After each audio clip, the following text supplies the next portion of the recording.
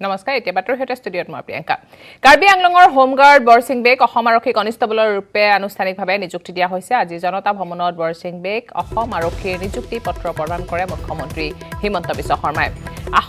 অসম আৰক্ষী নিযুক্তি লাভ কৰাত আনন্দ প্ৰকাশ কৰাৰ লগতে অসম চৰকাৰক ধন্যবাদ জনাইছে বৰসিং বেক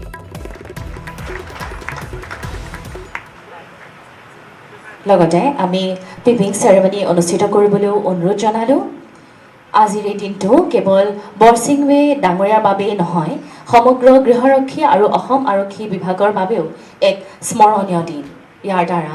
সকলো গৃহৰক্ষীসকলক আৰু অধিক সততা আৰু উৎসাহেৰে কাম কৰিব বুলি আমি আশা কৰিছোঁ এই ঐতিহাসিক পদক্ষেপ লোৱাৰ বাবে আমি অসমৰ মাননীয় মুখ্যমন্ত্ৰী মহোদয়লৈ তথা আৰক্ষী সঞ্চালক প্ৰধান শ্ৰী ভাস্কৰজ্যোতি মহোদয়লৈ ধন্যবাদ জ্ঞাপন কৰিছোঁ আৰু এইখিনিতে মই বৰসিং বে ডাঙৰীয়াক তেখেতৰ মনৰ ভাৱ প্ৰকাশ কৰিবলৈ অনুৰোধ জনালোঁ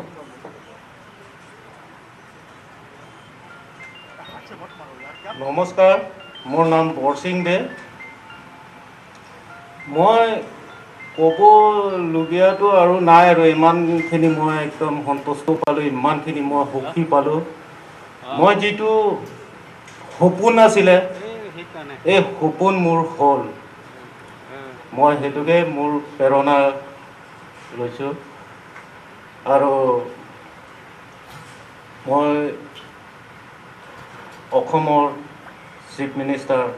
ছাৰক আৰু DGP ছাৰক বহুত ধন্যবাদ জ্ঞাপন কৰিছোঁ বহুত ধন্যবাদ মই যিটো সপোন এই সপোন মতে ফলাফল কৰিলে পালোঁ আৰু মই ভাবোঁ আগলৈ আৰু যিটো ডিউটি কৰি আহিছোঁ তেনেকৈ মই আৰু ভাল কৰি যাম বুলি মই তেনেকৈ ভাবোঁ ধন্যবাদ আপোনালৈ অলেখ অযুত শুভকামনা আৰু এনেদৰে সাহস আৰু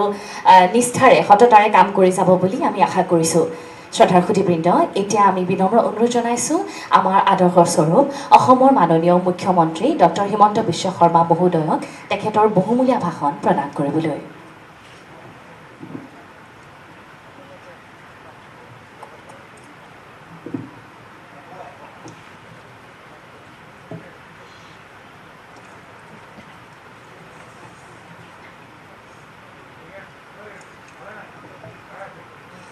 মোৰ সতীৰ্থ মন্ত্ৰী অতুল বৰা ডাঙৰীয়া উৰ্খাও গৌৰা ব্ৰহ্ম ডাঙৰীয়া কেশৱ মহন্ত ডাঙৰীয়া যোগেন মহান ডাঙৰীয়া অসম বিধানসভাৰ সন্মানীয় উপাধ্যক্ষ ডক্টৰ নুমল মমিন ডাঙৰীয়া কাৰ্বি আংলং স্বায়ত্তশাসিত পৰিষদৰ মুখ্য কাৰ্যবাহী সদস্য তুলিৰাম ৰংহাং ডাঙৰীয়া director general of police Bhaskarjyoti Mahanta ডাঙৰীয়া হোমগাৰ্ডৰ director general AK Sinha Kashyap ডাঙৰীয়া গৃহ বিভাগৰ প্ৰধান সচিব নীৰজ বাৰ্মা ডাঙৰীয়া বিত্ত বিভাগ আৰু মুখ্যমন্ত্ৰী কাৰ্যালয়ৰ প্ৰধান সচিব সমীৰ সিনহা ডাঙৰীয়া স্পেচিয়েল DGP GP সিং ডাঙৰীয়া আৰু আজিৰ সভাত উপস্থিত অসম চৰকাৰ অসম আৰক্ষী শীৰ্ষস্থানীয় বিষয়াসকল সংবাদ মাধ্যমৰ বন্ধু বান্ধৱীসকল আজি ইণ্টাৰনেশ্যনেল ড্ৰাগছ ডে এই দিনটোত আমি সংকল্পবদ্ধ হওঁ যে যাতে আমাৰ যুৱ প্ৰজন্মক ড্ৰাগছৰ দৰে যি প্ৰৱণতা যিয়ে সমাজ আৰু পৰিয়াল আৰু নিজকে ধ্বংস কৰাৰ যি এক আত্মঘাতী প্ৰয়াস তাৰ পৰা যাতে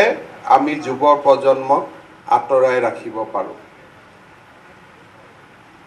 এটা কথা স্পষ্ট যে ড্ৰাগছ আমি গছত লগা ফুলৰ দৰে নহয় বা যে আমি গছত ড্ৰাগছ লাগে আমি ছিঙি আনি খাম সেইটো নহয় কোনোবা এটা স্থানৰ পৰা কোনোবা এটা স্থানলৈ ড্ৰাগছ পৰিবহন হ'ব লাগিব কোনোবা এটা স্থানত ড্ৰাগছৰ উৎপন্ন হ'ব লাগিব। Director general of police Bhaskar Jyoti Mahanta ডাঙৰীয়াই ইতিমধ্যে তাৰ এটা আভাস দিছে। দুৰ্ভাগ্যবশতঃ উত্তৰ পূৰ্বৰ বহুত নিজকে সশস্ত্ৰ সংগ্ৰামী বুলি কোৱা বহুত সংগঠন এই ড্ৰাগছৰ সৰবৰাহৰ লগত জড়িত হৈ আছে আৰু আমাৰ বিভিন্ন দুৰ্বলতাৰ সুযোগ লৈ আন ব্যৱসায়ীসকলেও ড্ৰাগছৰ এখন পাহাৰ সম সাম্ৰাজ্য গঢ়ি তুলিছে। অৱশ্যে মই আগতে কৈছোঁ যাতে আমাৰ মাজত এটা ৰং মেছেজ নাযায়, মই উত্তৰ পূৰ্বৰ সশস্ত্ৰ সংগঠন বুলি কওঁতে আলফাৰ কথা কোৱা নাই। ইতিমধ্যে ডিজিপিয়ে কোন ধৰণৰ সংগঠন তাৰ নাম তেখেতে উল্লেখ কৰিছে। আমি যেতিয়া বিভিন্ন সময়ত ৰাইজৰ মাজত ৰাজনৈতিক কাম কাজক লৈ ঘূৰিব লাগে, তেতিয়া মানুহৰ মাজত সমাজত বিশেষকৈ পিতৃ মাতৃসকলৰ মনত এটা সাংঘাতিক দুখ মই দেখা পাওঁ যে সমাজত ড্ৰাগছৰ যি অবাধ প্ৰচলন হৈছিলে, বহুতৰ সন্তান তাৰ ভিক্টিম, আজিও ভিক্টিম। আৰু সকলোতকৈ ডাঙৰ কথা, বহুত পিতৃ মাতৃ আজিকালি ল'ৰা ছোৱালীক হাতৰ পৰা এৰি নিদিয়ে যে কিজানি এটা বেয়া সংগত পৰি তেওঁলোকো ড্ৰাগছৰ ভিক্টিম হৈ পৰে। আমি যেতিয়া ডাঙৰ হৈছিলোঁ, আপোনালোক যেতিয়া ডাঙৰ হৈছিলে, তেতিয়া আমাৰ দেউতা মায়ে অলপ সময়ৰ কাৰণেও চিন্তা নকৰিছিল আমি যেতিয়া বাহিৰত থাকোঁ। জানে যে মেক্সিমাম খেলিব গৈছে বা মেক্সিমাম ক'ৰবাত ফুৰিব গৈছে। আজিকালি দেউতাক মাকে ল'ৰা ছোৱালীক এৰি নিদিয়ে, ভয়ত থাকে। বেয়া সংগ, বিশেষকৈ ড্ৰাগছ আৰু মাদক দ্ৰব্যৰ প্ৰতি আকৃষ্ট হোৱাৰ ভয় আৰু শংকাত আমাৰ পৰিয়ালবিলাকে মুকলি জীৱন যাপন কৰিব নোৱাৰা হৈছে। অসমত অসম আৰক্ষীয়ে ড্ৰাগছৰ বিৰুদ্ধে আগতেও যুঁজি আছিলে। আমাৰ চৰকাৰে দায়িত্ব লোৱাৰ পিছত সেই ড্ৰাগছৰ বিৰুদ্ধে চলি থকা সংগ্ৰামখনক আমি শূন্য সহনশীলতালৈ ৰূপান্তৰ কৰাৰ বাবে চেষ্টা কৰিছিলোঁ। আজি মই অত্যন্ত আনন্দিত যে যোৱা ৪৫ দিনৰ ভিতৰত বা ৪০ দিনৰ ভিতৰত অসম আৰক্ষীয়ে প্ৰায় ১৩৫ কোটি টকাৰ মূল্যৰ ড্ৰাগছ বিভিন্ন স্থানত ধৰাত পেলাইছে। ড্ৰাগছ ধৰাত পেলোৱাটো ডাঙৰ কথা নহয়। আমি বিচাৰোঁ যে ল'ৰা ছোৱালীয়ে ড্ৰাগছ বিচাৰি নোপোৱা।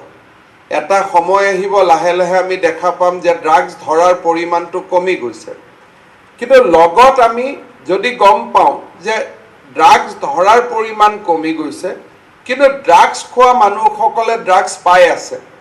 তাৰমানে ক'ৰবাত আমি বিফল হৈছোঁ। কিন্তু যেতিয়া আমি ড্ৰাগছ ধৰিব পৰা নাই আৰু ড্ৰাগছ খোৱা মানুহসকলেও ড্ৰাগছ বিচাৰি পোৱা নাই, যেতিয়া আমি এই বেলেঞ্চটো অসমত আনিব পাৰিম, তেতিয়া আমি বুজি পাম যে ক'ৰবাত নহয় ক'ৰবাত আমি এই কামত সফল হৈছোঁ। কেইদিনমান আগতে আমি উদাতা পাঞ্জাৱ নামৰ চিনেমা এখন আমি দেখিছিলোঁ যে কি ধৰণে ভাৰতৰ আটাইতকৈ চহকী ৰাজ্যখন কি ধৰণে আজি ড্ৰাগছৰ গ্ৰাসত পৰি এটা প্ৰজন্ম শেষ হৈ গৈছে। পাকিস্তানে যেতিয়া পাঞ্জাৱক স্বাধীন কৰাৰ বাবে খালিস্তান আন্দোলন কৰিছিল, তেওঁলোকে সফল হ'ব পৰা নাছিল। কিন্তু আজি পাঞ্জাৱৰ অৰ্থনীতি ভাঙি পৰাৰ ক্ষেত্ৰত অলপ অলপকৈ ড্ৰাগছ সুমুৱাই ৰাজস্থানৰ ৰাস্তা দি হওক, ম্যানমাৰৰ ৰাস্তা দি হওক, পাকিস্তানৰ ৰাস্তা দি হওক, ড্ৰাগছ অলপ অলপ সুমুৱাই আজি এটা এনেকুৱা অৱস্থা কৰি দিলে যে পাঞ্জাৱত আজি ড্ৰাগছৰ প্ৰচলন এইটো কোনো গোপনীয় কথা হৈ থকা নাই। আজি ৰাষ্ট্ৰীয় সংবাদ মাধ্যম, সংসদ, আজি সকলোতে এই বিষয়ে আলোচনা হ'ব আৰম্ভ হৈছে। আমাৰ অসমখন এটা সময়ত আমি ব্যৱহাৰ কৰিছিলোঁ মণিপুৰৰ পৰা ড্ৰাগছ আহিব মায়ানমাৰৰ পৰা মণিপুৰ হৈ নাগালেণ্ড হৈ অসম হৈ ওলাই গুচি যাব ইয়াত বজাৰখন নাছিল আমিও ইমান সাৱধান হোৱা নাছিলোঁ কিন্তু লাহে লাহে এতিয়া আমি দেখিছোঁ যে ইয়াতে ড্ৰাগছৰ এখন ডাঙৰ বজাৰ নিৰ্মাণ হ'বলৈ আৰম্ভ কৰিছে অসম আৰক্ষীয়ে যোৱা ৪৫টা দিনত তেওঁলোকে যথেষ্ট চেষ্টা কৰিছে আৰু আৰক্ষীয়ে গ্ৰহণ কৰা কঠোৰ পদক্ষেপৰ ফলত বহুকেইজন ড্ৰাগছ পেডলাৰ এৰেষ্ট হোৱাৰ উপৰিও ৩টা পৃথক ঘটনাত ৩গৰাকীকৈ ড্ৰাগছ সৰবৰাহকাৰীয়ে গুলিত আঘাতপ্ৰাপ্ত হৈছে যেতিয়া তেওঁলোকে অসম পুলিচৰ পৰা পলাব বা ওলোটাই আক্ৰমণ কৰাৰ বাবে চেষ্টা কৰিছে এই ড্ৰাগছৰ লগত আৰু এটা কথা জড়িত হৈ আছে যে সাহসিকতা আৰু সততা যিকোনো বেণ্ড আইটেম যেতিয়া আমি ধৰিব যাম বা তাৰ বিৰুদ্ধে আমি কাম কৰিম তেতিয়া আটাইতকৈ সন্মুখত আহি পৰা সমস্যাটো হৈছে যে টেম্পটেশ্যন অসম আৰক্ষীও বা আমাৰ ইয়াত কাম কৰা জোৱানসকল অফিচাৰসকলো সমাজত কাম কৰা আন 10জন ব্যক্তিৰ সৈতে একে যদি আন কোনোবা চৰকাৰী কাৰ্যালয়ত আমি টেম্পটেশ্যনৰ বলি হওঁ আৰু সৰু মানুহ নহয় বহুত ডাঙৰ মানুহো টেম্পটেশ্যনৰ বলি হোৱা আমি দেখা পাওঁ ডেফিনেটলি নাকাত থকা সাব ইন্সপেক্টৰজন বা তাৰ তলৰ কনিষ্টবল হোমগাৰ্ডসকল টেম্পটেশ্যনৰ বলি হোৱাটো একেবাৰে স্বাভাৱিক 21 জুনত যেতিয়া আমি 3 কেজি মেথামফেটামাইন পাইছিলোঁ সেই সময়ত এই 3 কেজি ড্ৰাগছৰ মূল্য ইণ্টাৰনেশ্যনেল মাৰ্কেটত কোনোবাই কৈছে 14 ক্ৰ'ৰ্ছ কোনোবাই কৈছে 13 ক্ৰ'ৰ্ছ আমাৰ যদি আৰক্ষী জোৱানসকলে যদি নেগোচিয়েট কৰিলেহেঁতেন তেতিয়াহ'লে মই নিশ্চিত যে তেওঁলোকে 1-2 কোটি টকা সেই নিশাৰ ভিতৰতে তেওঁলোকে ল'ব পাৰিলেহেঁতেন অলপমান যদি গাড়ীখন ৰাইজৰ চকুৰ পৰা আঁতৰাই আনিলেহেঁতেন থানাত বহি ভাল কৰি নেগোচিয়েট কৰিলেহেঁতেন ইমানখিনি টকাটো পাই গ'লহেঁতেন কিন্তু এটা কথা আমি লাহে লাহে বুজি পাব লাগিব যে এই 1.5-2 কোটি টকা 50 লাখ টকা 10 লাখ টকা আমি কাৰ কাৰণে ল'ম যাৰ জৰিয়তে আমাৰ পৰিয়ালটোৰ অৱস্থা ভাল হয় কিন্তু যেতিয়া ড্ৰাগছৰ অবাধ প্ৰজল ইয়াতে এভেইলেবিলিটিটো অবাধ হ'ব তেতিয়া মোৰ ল'ৰাটোৱে যে ড্ৰাগছ নাখাব তাৰ গ্যাৰেণ্টি কোনে ল'ব পাৰিব মোৰ ভাগিনজনে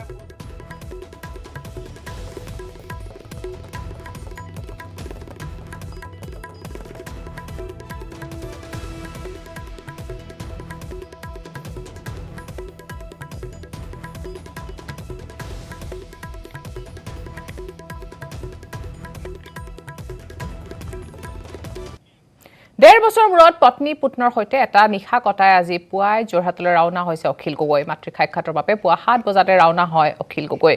অখিল মাতৃ প্ৰিয়দা গগৈ অসুস্থ হৈ আছে পুত্ৰ অখিল গগৈৰ অপেক্ষাত অধীৰ আগ্ৰহেৰে ৰৈ আছে মাতৃ অখিলৰ গাঁও চেলেংঘাট লুকুৰাখনত উদুলি মুদুলি পৰিৱেশ দেখিবলৈ পোৱা গৈছে অখিলক দেখা কৰিবলৈ শিৱসাগৰ সমষ্টিৰ বহু লোক উপস্থিত হৈছে অখিলৰ গৃহত যথেষ্ট সংখ্যক আৰক্ষী আৰু অৰ্ধ সামৰিক বাহিনী মোতায়েন কৰা হৈছে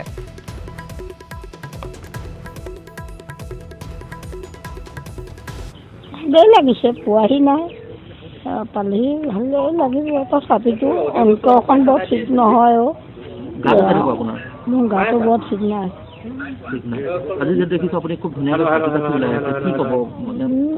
নহয় কাপোৰ কানি পিন্ধি থাকিলে ভাল আৰু সেইকাৰণে পিন্ধি আছোঁ আৰু খালি যেহেতু পুত্ৰক লগ কৰিছে পত্নীক লগ কৰিছে আপুনি দেখিছিলে নে ঠিক নাই দেখা এতিয়া আপুনি লগ পাবৰ কাৰণে ৰৈ আছে এতিয়া যেহেতু তেওঁ আহিব এসাঁজ হয়তো আপোনাৰ হাতে খাবলৈ বিচাৰিব কি ক'ব মইনো কেতিয়াকে ভাত বনাই খুৱাম ৰাইজে বনাব খাব আৰু বোৱাৰী বুজিছো আহিব নহয় মই আজিকালি পুত্ৰ বোৱাৰী আহিব নেকি হা পুত্ৰ বোৱাৰী আহিব নেকি আহিব পুত্ৰ বোৱাৰী আহিব জানো বোৱাৰী আহে নাই মই এতিয়ালৈকে শুনা নাই পুত্ৰ আহিব নাচিকেইটা আহিব লগত অঁ আহিব তেওঁ আহে নেকি আজি নিশাটো আপোনাৰ লগতে কটাব হয় অধীৰ আগ্ৰহেৰে বাট চাই আছিলোঁ এতিয়া যেতিয়া খবৰটো পালোঁ আমি আমাৰ গাঁৱৰ মানুহৰ উলাহেৰে নধৰা হৈছে অৱস্থা যিহেতু অখিল গগৈ যোৱা 1.5টা বছৰ ধৰি চৰকাৰে অন্যায়ভাৱে বন্দী কৰি ৰাখিছে তাৰ বাবে আমি বহুত উৎকণ্ঠিত হৈ আছিলোঁ বহুত দুখেৰে আমাৰ জীৱন পাৰ হৈছিলে আমি বহুবাৰ আন্দোলনৰ পথো বাচিব লগা হৈছিলে তাৰ পাছত তেখেতে পৰ্যায়ক্ৰমে বিধায়ক হ'ল এতিয়া বিধায়ক হোৱাৰ পাছতো আমি বহুত চেষ্টা কৰিছিলোঁ তেখেতক যাতে চৰকাৰে ন্যায় দিব কিন্তু সেয়া হৈ নুঠিলে আৰু অৱশেষত ন্যায় আদালতে তেখেতক দুদিনৰ বাবে হ'লেও আমাৰ মাজলৈ আহিবলৈ অনুৰোধ দিছে আমি যথেষ্ট গাঁৱৰবাসী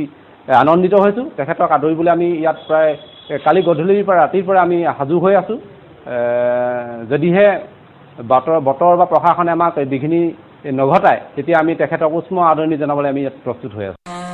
অধিক আগ্ৰহে ৰখি আছিলোঁ তেখেত একেবাৰে ওলাই অহালৈ কিন্তু এনআইএ মাত্ৰ দুদিনৰ কাৰণে তেওঁ যিটো এনআইএ ৰায় দিছে তাত আমি সুখী নহয় কাৰণ কেলৈ আমাৰ শিৱসাগৰ সমষ্টি বহুতো কৰণীয় কৰ্ম আছে কৰ্তব্য আছে তেখেতৰ আমাৰ জনসাধাৰণৰ প্ৰতি সেয়েহে তেখেতক আমি এনআইএক অনুৰোধ কৰিছোঁ অতি সোনকালে তেখেতক ৰিলিজ কৰি দিয়ে যেন আমি অধিক আগ্ৰহে শিৱসাগৰবাসী ৰাইজে ৰখি আছোঁ লুকুৰাখন গাঁওবাসী আৰু অখিল গগৈৰ মাতৃ বৰ্তমান অখিল গগৈৰ কাৰণে যিহেতু তেওঁ গুৱাহাটীৰ পৰা 7 বজাত যিহেতু আহিছে এইখন গাঁৱলৈ আহিছে আৰু সমগ্ৰ গাঁওখনতে আচলতে এই যিখন ঘৰ এই ঘৰখনত এক উদলি মুদলি পৰিৱেশ অখিল গগৈ ন্যায়াধীশ আদালতে যিহেতু দুটাকৈ দিন তেওঁক মাতৃ আৰু পুত্ৰৰ লগত কটাবলৈ দিছে আৰু অখিল গগৈ ইতিমধ্যে আহি আছে মই গাঁওবাসী আৰু মাতৃ মই প্ৰতিক্ৰিয়া ল'বলৈ চেষ্টা কৰিম মই যিহেতু এখন বহুসংখ্যক লোক ইতিমধ্যে উপস্থিত হৈছে মই এজন লোক আছে মই তেওঁৰ পৰা জানিবলৈ চেষ্টা কৰিম কি ক'ব আচলতে যিহেতু অখিল গগৈ আহি আছে 7 বজাত তেওঁ ওলাইছে আপোনালোকৰ কেনেকুৱা লাগিছে কি ক'ব হয় নিশ্চয়কৈ ক'ব লাগিব আজি লুকুৰাখন গাঁওবাসীয়ে বৃদ্ধৰ পৰা একদম ল'ৰা ছোৱালীলৈকে আজি উৎসুক হৈ আছে মানুহজনক চাবলৈ 1.5টা বছৰে চৰকাৰে যি ষড়যন্ত্ৰমূলকভাৱে তেখেতক কাৰাবন্দী কৰি ৰাখিছে তেখেতক আজি 1.5টা বছৰে দেখা নাই গাঁৱৰ ৰাইজে আজি অখিল গগৈ মাতৃৰ লগতে সমগ্ৰ লুকুৰাখন গাঁওবাসীয়ে আজি উৎসুক হৈছে তেখেত আহককৈ ৰখি আছে আজি গাঁৱৰ বিভিন্ন মানুহে ৰন্ধন প্ৰক্ৰিয়াও বনাইছে যে আজি 1.5টা বছৰ নেদেখা মানুহজনক আজি ভালকৈ এসাঁজ খুৱাবলৈ